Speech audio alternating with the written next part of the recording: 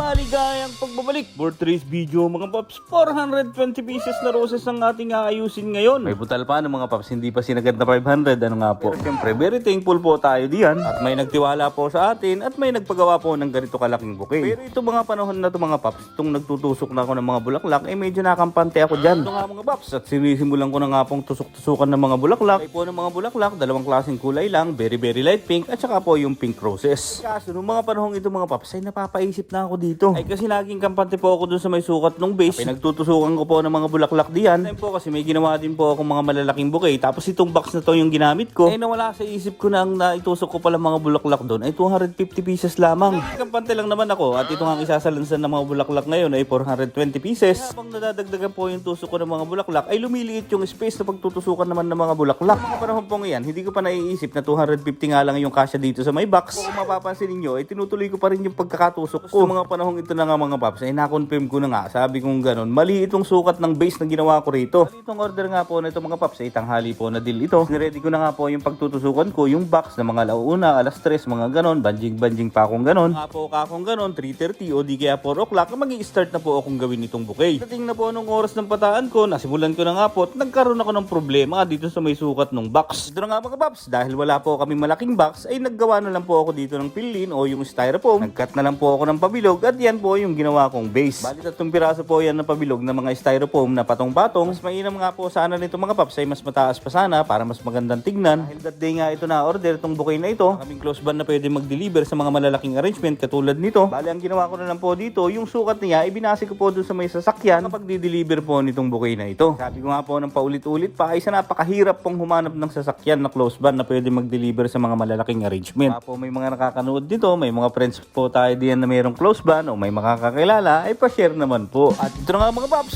makalipas po ang ilang minuto at napagtagumpayan na nga po nating maiayos itong paglalagyan ng ating mga bulaklak. Ito na nga po at mas malaki, mas maluwag na nga po ang ating pagtutusukan ng mga bulaklak. At ito na nga rin po, dire-diretso na po ang ating pagtutusok. Bali kung mapapansin nyo nga po itong base natin dyan mga paps ay meron siyang balot na karton. Lutan ko lang po siya para mas malinis tignan. Baka sabihin ng customer ano na yan, patong-patong na yan, ayan sama. Para na rin po kumbaga habang tinutusukan natin ay mas presentable siyang tignan.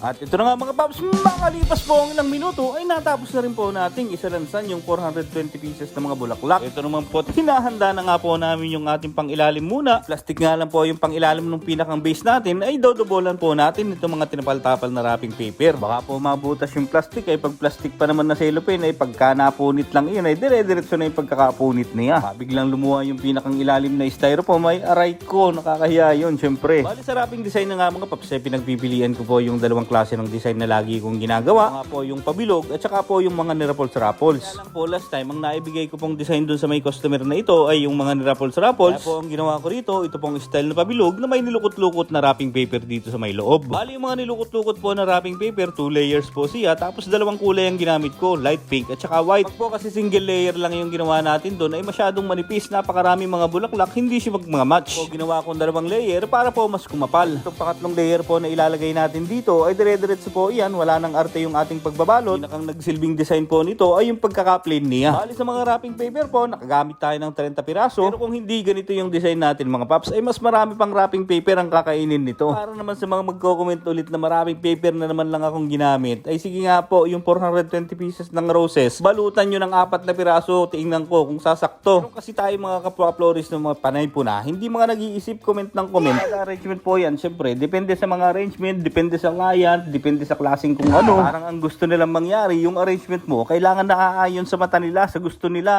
Tingnan kayo dyan. At ito na nga mga paps, dahil malapit na po tayong matapos, shoutout na po tayo. Gladys Tumolba, Marcris Alido, Mel Parales ng Ottawa, Canada, Maranza Junior Timoteo, Rochelle Mantes, Jocelyn Fernando Lieo, Healthy Good Life, Marian Flores Albino, Jovelisa Laplano, Mercy Flores, Leonor Rebaldo, Marilyn Mano. Maraming salamat po sa inyo mga paps. Bali dito sa bouquet na to mga paps, akaw talaga naman iba yung pagod. Mas makapagod itong gawin kaysa doon sa may puso. Mahirap dito, itong wrapping paper madulas, lagi mo siyang ibabalance, makangawit. Nga mga paps, pagkatapos ko po niyan ay talaga naman bagsak. Pre, enjoy na enjoy tayo doon, new experience. Ngayon lang ako nakapag-ayos ng ganyang kalaking bouquet. Yan po ang ating for today's video mga paps. Sana ay nakaabot po kayo hanggang dulo. Muli po maraming salamat.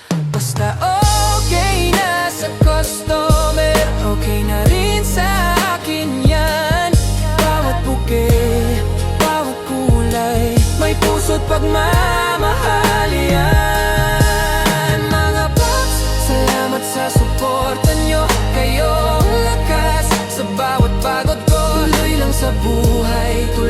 maganda.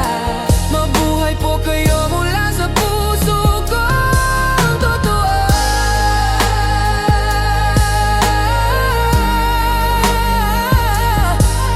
Yeah! Ako po si Pops Ken, isang florista na masaya sa ginagawa. Mabuhay po kayo.